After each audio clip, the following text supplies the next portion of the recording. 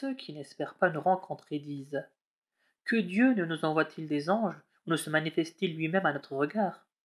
Ces gens-là sont vraiment enflés d'orgueil, et leur insolence dépasse toute mesure.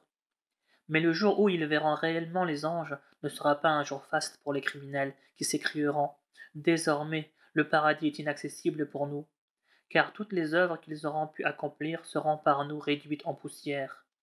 Ce jour-là, les hôtes du paradis auront un meilleur sort et un séjour des plus reposants et des plus agréables. Le jour où le ciel se fondra pour livrer passage à des nuées et où les anges descendront par vagues successives, ce jour-là, la vraie royauté appartiendra au Tout-Clément, et ce sera pour le négateur un jour terrifiant. C'est le jour où l'injuste se mordra les doigts en s'écriant: plût à Dieu que j'eusse suivi la voie du messager. Malheur à moi! Si seulement je n'avais pas pris un tel pour ami. Il m'a détourné du rappel divin après qu'il me fût parvenu. Satan a toujours délaissé l'homme après l'avoir trompé. Seigneur, dit le prophète, mon peuple a adopté une attitude hostile à l'égard du Coran. C'est ainsi que nous avons toujours suscité à chaque prophète un ennemi parmi les criminels, mais ton Seigneur te suffira comme guide et comme soutien. Et les négateurs de dire encore: pourquoi le Coran n'a-t-il pas été révélé au prophète d'une seule traite? Nous l'avons révélé ainsi pour raffermir ton cœur et afin qu'il soit soigneusement récité, et de manière à ce qu'aucune question ne te soit posée par les impies sans que nous t'en fournissions la vraie réponse et la meilleure explication. Ceux qui seront rassemblés et traînés sur la face vers la géhenne, ceux-là seront les plus mal lotis et les plus dévoyés. Nous avons donné le livre à Moïse et lui avons adjoint son frère Aaron comme assistant. Allez tous deux, leur avons-nous dit, trouvez ce peuple qui traite nos preuves de mensonges. C'est un peuple que nous avons fini par détruire de fond en comble.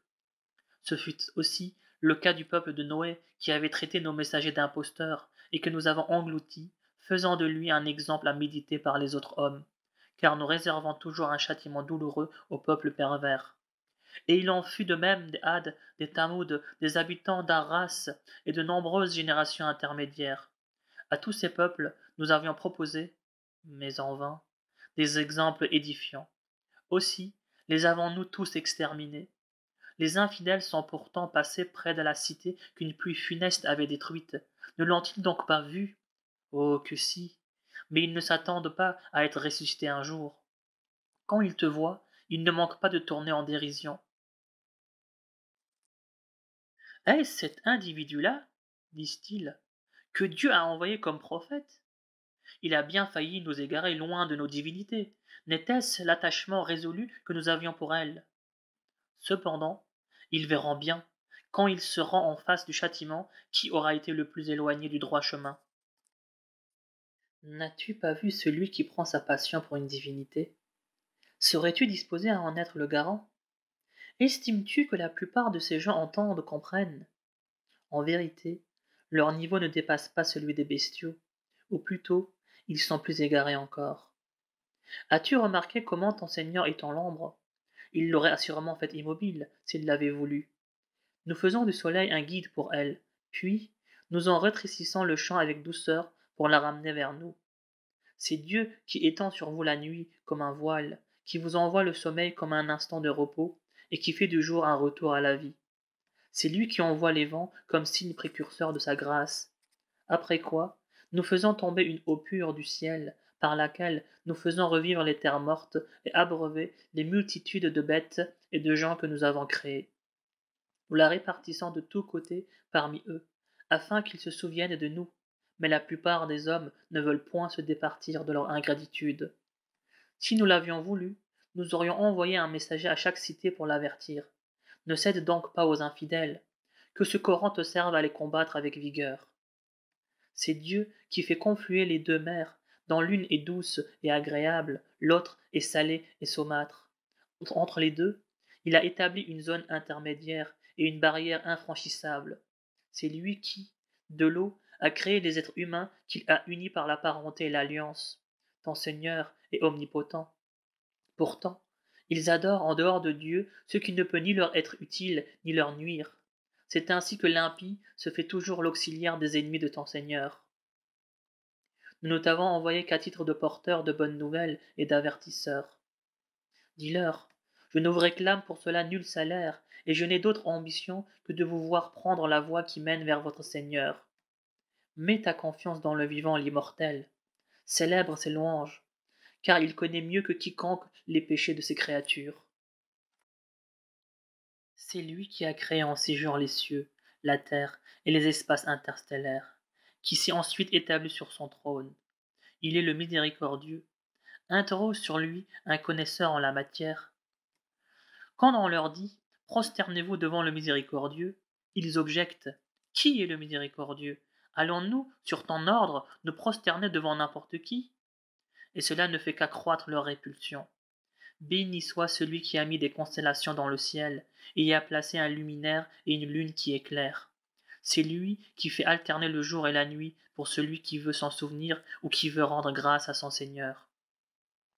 Les serviteurs du miséricordieux sont ceux qui marchent humblement sur la terre, ceux qui répondent avec douceur aux ignorants qui les interpellent, ceux qui passent la nuit, prosternés ou debout, à prier leur Seigneur, ceux qui disent « Seigneur, épargne-nous le supplice de l'enfer, qui est le plus implacable des supplices, car la géhenne est détestable à la fois comme asile et comme séjour. Ceux qui, dans leurs dépenses, tiennent un juste milieu, de façon à n'être ni avares ni prodigues, ceux qui n'invoquent aucune autre divinité à côté de Dieu, ceux qui n'attentent pas à la vie de leurs semblables que Dieu a déclarée sacrée, à moins d'un motif légitime, ceux qui ne s'adonnent pas à la fornication, car quiconque commet de tels péchés encourra la sanction de ses forfaits. Le jour du jugement dernier, son supplice sera doublé, et il subira éternellement couvert d'ignominie, hormis ceux qui se repentent, qui croient sincèrement en Dieu et qui font des œuvres salutaires. Ceux-là, Dieu transformera leurs mauvaises actions en œuvres méritoires, car Dieu est toute miséricorde et toute indulgence. Celui qui se repent et fait œuvre pie, Dieu agréera son repentir. Ceux qui ne portent pas de faux témoignages et qui, se trouvant en présence des frivolités, s'en écartent avec dignité, ceux qui ne font ni les sourds ni les aveugles quand on leur appelle les signes de leur Seigneur, ceux qui disent « Seigneur, fais que nos épouses et nos enfants soient pour nous une source de bonheur, daigne faire de nous des modèles de piété pour ceux qui craignent le Seigneur. » Voilà ceux qui, en récompense de leur endurance, occuperont les lieux les plus élevés du paradis, et y seront accueillis par des vœux de salut et de paix, pour demeurer éternellement dans cet agréable asile et ce beau séjour. Dis au négateur, mon Seigneur ne se souciera point de vous sans votre prière, mais vous avez traité sa révélation de mensonge. Désormais, votre châtiment est donc devenu inéluctable. Sourate des poètes, Ashwara. Au nom de Dieu, le clément, le miséricordieux. Ta, Sin, Mim. Voici les versets du livre évident. Vas-tu te consumer de chagrin parce qu'ils ne sont pas croyants? Si nous l'avions voulu, nous aurions fait descendre du ciel un prodige devant lequel ils auraient humblement courbé l'échine. Mais aucun nouveau rappel du miséricordieux ne leur parvient sans qu'ils s'en détournent, en criant au mensonge. Bientôt, ils auront des nouvelles de ce qu'ils tournent en dérision. Que n'observe-t-il la terre et la grande variété d'espèces de plantes bienfaisantes qu'on y est faisant pousser? Il y a vraiment là un signe, mais la plupart d'entre eux ne croient pas. Certes, ton Seigneur est le Tout-Puissant et le Tout-Clément. Souviens-toi lorsque ton Seigneur appela Moïse et lui dit « Va trouver ce peuple pervers, ce peuple de Pharaon, pour voir pourquoi ils ne craignent pas le Seigneur. » « Seigneur, dit Moïse, je crains qu'ils ne me traitent de menteur, et de me sentir le cœur oppressé au point de ne pouvoir m'exprimer. Envoie plutôt Aaron. Au surplus, ils ont un crime à me reprocher, et je crains qu'ils ne me mettent à mort. » « Il n'en sera rien, dit le Seigneur. Partez tous les deux munis de nos signes. Nous serons avec vous et nous écouterons. Allez donc tous deux auprès de Pharaon et dites-lui, nous sommes les messagers du Maître de l'univers, pour que tu renvoies avec nous les fils d'Israël. Pharaon dit à Moïse, ne t'avons-nous pas élevé tout enfant parmi nous? N'as-tu pas passé plusieurs années parmi nous? C'est à ce moment-là qu'en ingrat tu as commis le forfait que tu connais. C'est vrai, répondit Moïse. Je l'ai commis quand j'étais encore du nombre des égarés, et je me suis enfui par crainte de vous. Aujourd'hui, mon Seigneur m'a donné la sagesse et m'a mis au rang des prophètes. Est-ce là le bienfait que tu me rappelles alors que tu gardes les fils d'Israël en esclavage? Qui donc est ce Seigneur de l'univers? Demanda Pharaon. C'est, reprit Moïse, le Seigneur des cieux, de la terre et des espaces interstellaires, pour peu que vous ayez la foi. Avez-vous entendu? Dit Pharaon à son entourage. Oui, répliqua Moïse, c'est votre maître et c'est lui de vos premiers ancêtres. Ce prophète qu'on vous envoie, dit Pharaon, est un vrai possédé. Oui, continua Moïse, c'est le Seigneur de l'Orient et de l'Occident et de ce qui les sépare, si seulement vous vouliez y réfléchir. Si tu adores une autre divinité que moi, je te jetterai en prison, s'écria Pharaon. Et si je t'apportais, dit Moïse, une preuve éclatante? Apporte-la donc, répliqua Pharaon, si tu es véridique. Moïse jeta alors son bâton qui se transforma aussitôt en vrai serpent. Puis, il étendit sa main qui apparut toute blanche aux assistants. Quel magicien extraordinaire, dit Pharaon à son entourage. Il veut vous expulser de votre pays au moyen de sa sorcellerie. Que prescrivez-vous? Remets-le à plus tard, lui et son frère, dirent-ils, et envoie dans les villes des messagers pour t'amener les magiciens les plus habiles. Et les magiciens furent ainsi réunis au jour et au moment fixés. Et il fut dit aux gens, voudriez-vous vous réunir? Afin que nous suivions les magiciens, si ce sont eux les vainqueurs. Et lorsque les magiciens arrivèrent, ils demandèrent à Pharaon, aurons-nous une récompense si nous sommes les vainqueurs? Assurément, répondit Pharaon, et vous ferez aussi partie de mon entourage. Jetez ce que vous avez à jeter, leur dit Moïse. Ils jetèrent leurs cordes et leurs bâtons en disant, par la puissance de Pharaon, c'est nous qui serons les vainqueurs. Après quoi, Moïse jeta son bâton, et celui-ci happa aussitôt tous leurs artifices. Les magiciens tombèrent alors prosternés, en disant, nous croyons au Seigneur de l'univers, le Dieu de Moïse et d'Aaron. Vous avez donc cru en lui, s'écria Pharaon, avant que je ne vous y autorise? Il est donc votre chef, qui vous a appris la magie? Vous ne tarderez pas à apprendre que je vais vous faire couper une main d'un côté et un pied de l'autre, et que je vous ferai tous crucifier. Qu'importe, dirent-ils, car c'est vers notre Seigneur que se fera notre retour.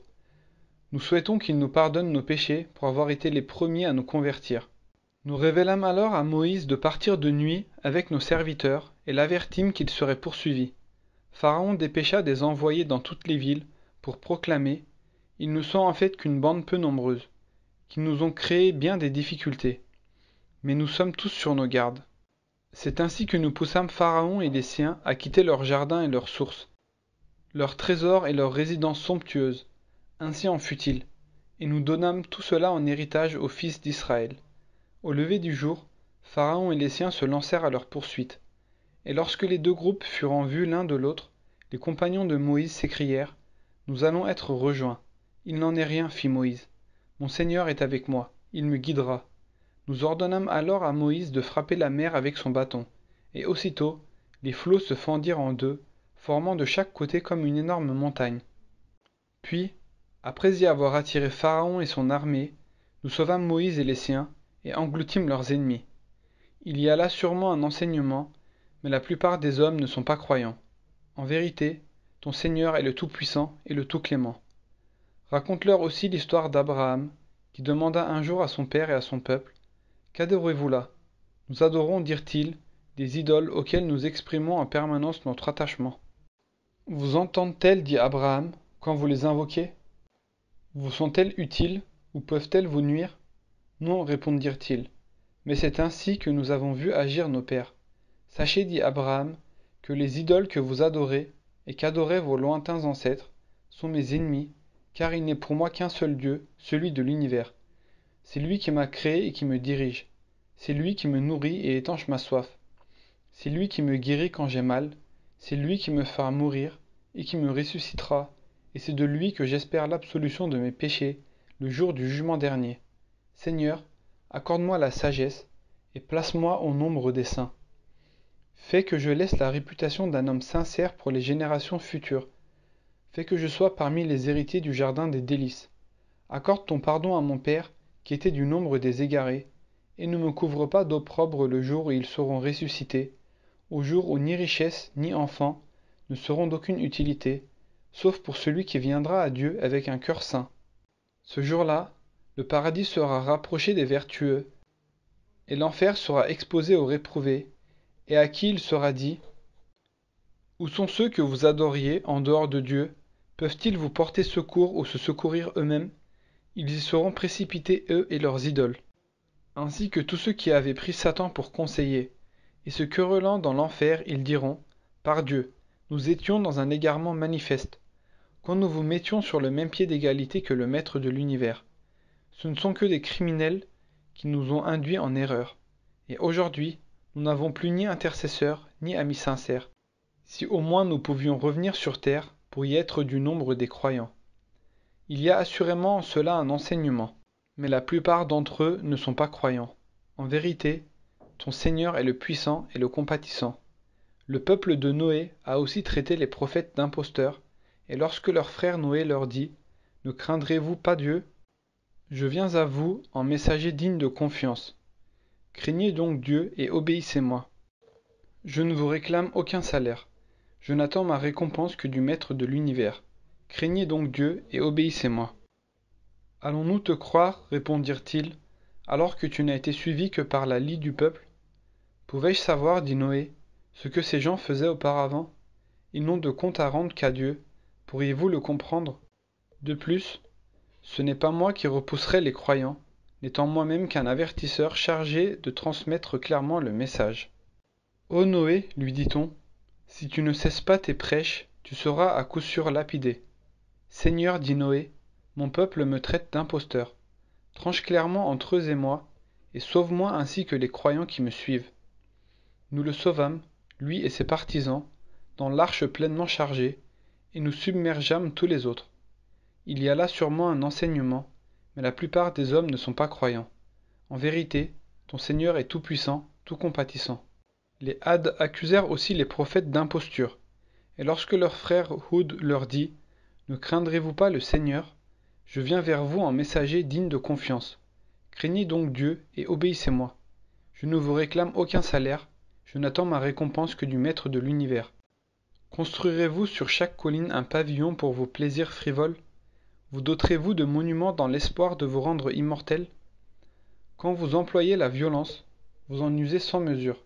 Craignez donc Dieu et obéissez-moi. Craignez celui qui vous a dispensé les biens dont vous jouissez, qui vous a pourvu de troupeaux et d'une abondante postérité, de jardins et de sources. Je crains pour vous le châtiment d'un grand jour. Il nous est égal, lui répondirent-ils, que tu nous exhortes ou que tu ne nous exhortes pas. Ce ne sont là que de vieilles histoires venant des anciens. Nous n'encourons donc aucun châtiment. Ils le traitèrent ainsi de menteur, et nous les fîmes périr. Il y a là assurément un enseignement, mais la plupart d'entre eux n'étaient pas croyants. En vérité, ton Seigneur est tout-puissant et tout compatissant. Les Tahamutes traitèrent aussi les prophètes de menteurs. Et lorsque leur frère Saali leur dit: Ne craindrez-vous donc pas Dieu? Je suis pour vous un messager digne de confiance. Craignez donc Dieu et obéissez-moi. Je ne vous réclame aucun salaire. Je n'attends ma récompense que du Maître de l'univers. Croyez-vous qu'on vous laissera indéfiniment dans ces lieux en toute quiétude, au milieu de jardins, de sources, de champs cultivés, de palmiers dattiers au régime surchargé, et que vous continuerez toujours à tailler habilement dans les montagnes vos demeures? Craignez donc Dieu et obéissez-moi. N'obéissez point aux ordres des outranciers, qui sèment le désordre sur la terre et ne font jamais rien d'utile. Ils lui répondirent: Tu es vraiment un ensorcelé. Es-tu autre chose qu'un homme comme nous? Apporte-nous une preuve si tu es sincère. Voici une chamelle comme signe, leur dit-il.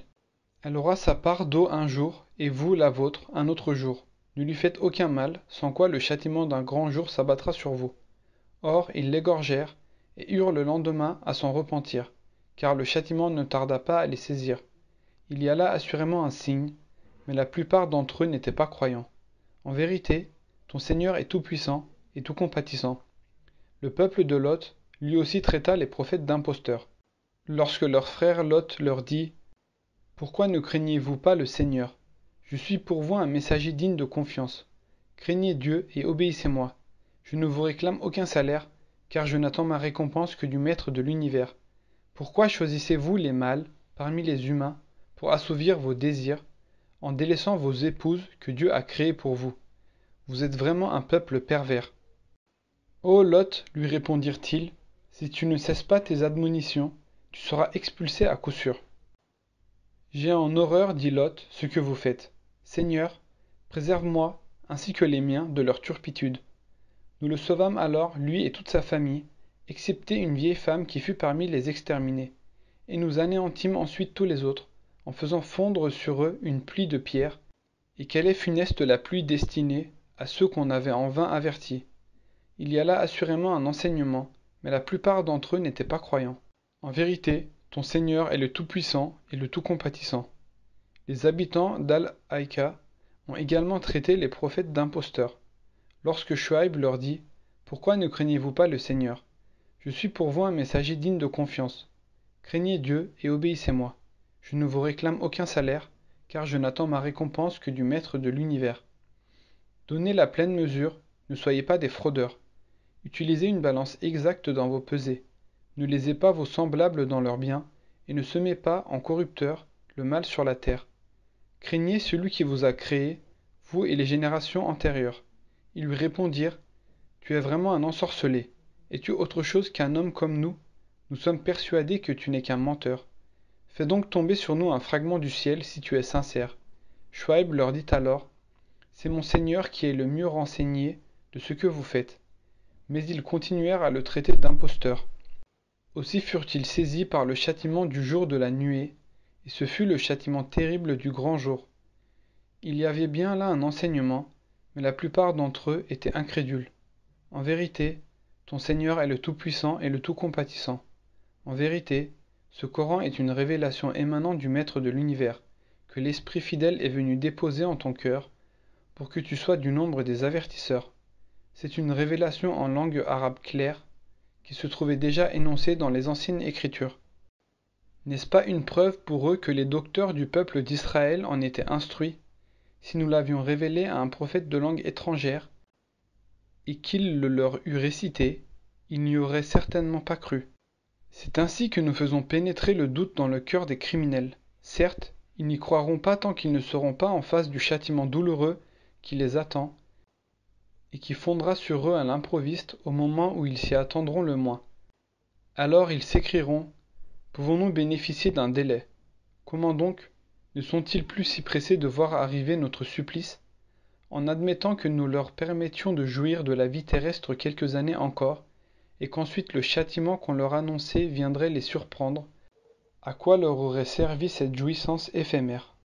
Nous n'avons jamais détruit une cité sans l'avoir auparavant suffisamment avertie et rappelée à l'ordre, car nous n'avons jamais sévi injustement. Non, cette révélation n'a point été transmise par les démons. Cela n'aurait été ni dans leur intérêt, ni dans leur pouvoir. D'ailleurs, ils sont à jamais écartés de l'audition du message divin. N'invoque donc aucune autre divinité avec Dieu, sinon tu serais du nombre des réprouvés. Avertis les gens qui te sont les plus proches, et sois bienveillant à l'égard des croyants qui te suivent. Mais s'ils te désobéissent, dis-leur, je désavoue ce que vous faites. Confie-toi au Tout-Puissant, au Tout-Compatissant, qui te voit quand tu te tiens seul pour prier et quand tu te trouves parmi ceux qui se prosternent. Il est, en vérité, l'audient et l'omniscient. Voulez-vous que je vous indique ceux sur qui descendent les démons? Ils descendent sur les imposteurs et sur les pécheurs. Ils colportent ce qu'ils ont entendu, mais la plupart d'entre eux sont des menteurs. Quant aux poètes, ce sont les égarés qui les suivent. Ne vois-tu pas qu'ils errent au gré de leurs caprices et qu'ils se vantent de choses qu'ils n'ont jamais accomplies? Excepté ceux d'entre eux qui ont la foi, qui pratiquent le bien, qui invoquent fréquemment le nom de Dieu et qui se servent de leurs poèmes pour se défendre quand ils sont agressés. Les agresseurs apprendront un jour quel sort funeste les attend. Au nom de Dieu, le clément, le miséricordieux. Ta-sin.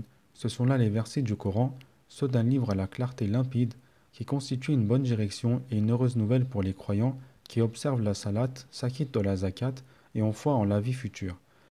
Quant à ceux qui ne croient pas à l'au-delà, nous embellissons à leurs yeux leur œuvre et nous les laissons divaguer dans leur erreur. Ce sont ceux-là qui subiront les plus grands tourments dans l'autre monde, Ce sont ceux-là les plus grands perdants. En vérité, c'est toi qui reçois le Coran de la part d'un sage, d'un omniscient. Rappelle-toi Moïse lorsqu'il dit un jour aux siens, « J'aperçois un feu au loin, j'y vais, peut-être y trouverai-je un renseignement sur notre route, ou vous en rapporterai-je pour vous réchauffer un tison ardent. » Et lorsqu'il fut arrivé, il entendit une voix l'interpeller. « Béni soit celui qui est dans le feu et celui qui est tout autour, et gloire à Dieu, le maître de l'univers. Ô Moïse, c'est moi, Dieu le Tout-Puissant, le Sage. Jette ton bâton. » Et Moïse, voyant son bâton se tortiller comme un démon, tourna le dos pour fuir, sans revenir sur ses pas. « N'aie pas peur, Moïse, reprit la voix. Les messagers n'ont rien à craindre auprès de moi, excepté celui qui a commis une injustice. Mais à l'égard de celui qui remplace le mal par le bien, je serai clément et miséricordieux. Introduis ta main dans l'ouverture de ta tunique. Elle en ressortira toute blanche et sans aucun mal. C'est là un des 9 signes destinés à Pharaon et à son peuple, qui ont toujours été des gens pervers. Mais lorsque nos signes parvinrent à ces derniers pour les éclairer, ils s'écrièrent, « Ce n'est là que de la pure magie. » Et bien que convaincus dans leur fort intérieur de la véracité de nos signes, ils les nièrent par injustice et par vanité. Considère quelle a été la fin des corrupteurs. Nous avons fait don d'une part de notre science à David et à Salomon, et ils dirent, « Louange à Dieu qui nous a favorisés par rapport à beaucoup de ses fidèles serviteurs. » Et quand Salomon hérita de David, il dit, « Ô homme, nous avons été initiés au langage des oiseaux, sans compter tous les autres bienfaits dont nous avons été gratifiés. C'est là, en vérité, une insigne faveur. » Les armées de Salomon, composées de djinns, d'hommes et d'oiseaux, furent rassemblées et placées en rang devant lui. Et lorsqu'elles arrivèrent à la vallée des fourmis, l'une de celles-ci s'écria, « Ô fourmis, regagnez vos demeures de peur que Salomon et ses armées ne vous écrasent sans s'en apercevoir. » Ces paroles firent sourire Salomon qui dit, « Seigneur, permets-moi de rendre grâce des bienfaits dont tu nous as comblés, mon père, ma mère et moi-même. Fais que toutes mes actions te soient agréables et admets-moi, par un effet de ta grâce, parmi tes saints serviteurs. » Puis, passant les oiseaux en revue, il dit, « Pourquoi ne vois-je pas la huppe? Serait-elle absente? Je la punirai sévèrement ou je l'égorgerai sûrement, à moins qu'elle ne me fournisse une excuse valable. » Mais l'absence de la huppe fut de courte durée. « Je viens d'apprendre, dit-elle, des choses que tu ne connaissais pas, et je t'apporte un renseignement sûr au sujet du peuple de Saba. J'ai découvert que c'est une femme disposant de grandes ressources et ayant un magnifique trône qui règne sur eux. Et j'ai découvert qu'elle et son peuple adorent le soleil au lieu d'adorer Dieu, car Satan a embelli leur action à leurs yeux et les a détournés du droit chemin, en sorte qu'ils errent sans direction. Que ne se prosterne-t-il devant Dieu qui dévoile les secrets des cieux et de la terre, qui sait ce que vous dissimulez et ce que vous divulguez? Dieu en dehors de qui il n'y a point de divinité, le maître du trône sublime. Nous allons voir, dit Salomon, si tu dis la vérité ou si tu es une menteuse. Emporte ma lettre que voici, lance-la vers eux et mets-toi en retrait pour voir ce que sera leur réponse. Ô dignitaire, dit la reine, une illustre missive vient de me parvenir. Elle est de Salomon, en voici la teneur. Au nom de Dieu, le clément, le miséricordieux, ne soyez pas orgueilleux envers moi. Venez plutôt me faire votre soumission. Ô dignitaire, ajouta la reine, conseillez-moi dans cette affaire. Je ne prendrai aucune décision avant de connaître votre avis. Nous sommes, répondirent-ils, un peuple fort et d'une puissance redoutable. Mais la décision t'appartient. Vois donc toi-même les ordres que tu veux bien nous donner. En vérité, dit-elle, lorsque les rois s'emparent d'une cité, ils y sèment la ruine et asservissent les plus honorables de ses habitants. C'est ainsi qu'habituellement ils se comportent. Aussi vais-je leur envoyer un présent et attendre la réponse que me rapporteront les messagers. Mais lorsque ces derniers se présentèrent à Salomon, celui-ci leur dit, « Vous voulez m'aider par vos présents, alors que ce que Dieu m'a accordé est bien meilleur que ce qu'il vous a donné? Vous semblez bien satisfait de votre cadeau. Retournez donc chez les vôtres. Nous allons marcher contre eux avec des armées auxquelles ils seront incapables de résister, et nous les expulserons de leur pays avilis et humiliés. » Puis, s'adressant à son entourage, Salomon dit, « Qui de vous m'apportera le trône de cette reine avant que son peuple ne vienne me présenter sa soumission ?»« Moi, répondit un digne redoutable, je te l'apporterai avant que tu ne te lèves de ta place. Pour cela, je suis fort et digne de confiance. Et moi, dit un autre qui était initié à l'écriture, je te l'apporterai en un clin d'œil. Et lorsque Salomon vit le trône déposé devant lui, il s'écria, « C'est là une faveur que mon Seigneur m'accorde pour m'éprouver si je suis reconnaissant ou ingrat. Or, celui qui est reconnaissant l'est à son propre avantage. Mais celui qui est ingrat doit savoir que mon Dieu se suffit à lui-même, car il est riche et généreux. Et il ajouta, rendez méconnaissable son trône, nous verrons ainsi si elle va ou non le reconnaître. Et lorsque la reine se présenta devant Salomon, on lui demanda, ton trône est-il ainsi? On dirait que c'est lui, dit-elle. Le savoir nous a été donné avant elle, et nous étions déjà soumis, dit Salomon. C'est ce qu'elle adorait auparavant en dehors de Dieu qui l'avait empêchée de croire, car elle appartenait à un peuple de négateurs. Entre dans ce palais, lui dit-on. Mais lorsqu'elle le vit, elle le prit pour une grande pièce d'eau et découvrit ses jambes pour ne pas se mouiller. Salomon lui dit alors, c'est un palais dallé de cristal. Seigneur, dit-elle, je me suis fait du tort à moi-même, et avec Salomon, je me soumets à Dieu, le maître de l'univers. Nous avons envoyé au Talmud leur frère Sali pour les inviter à adorer Dieu. Mais ils se divisèrent en deux groupes antagonistes. Ô mon peuple, leur dit-il, pourquoi cherchez-vous à hâter l'arrivée du mal plutôt que celle du bien? Que n'implorez-vous le pardon de Dieu, peut-être vous prendra-t-il en sa miséricorde? Nous vous tenons, dirent-ils, toi et tes compagnons, pour des oiseaux de mauvais augure. Votre sort, répondit Sali, relève du Seigneur, mais vous êtes un peuple que Dieu veut éprouver. Or, il y avait dans la ville 9 énergumènes, fauteurs de troubles et bons à rien, qui se dirent, faisons serment par Dieu de tuer de nuit Sali et les siens, et de dire ensuite à son ayant droit, nous n'avons pas assisté à leur meurtre, vous pouvez nous croire.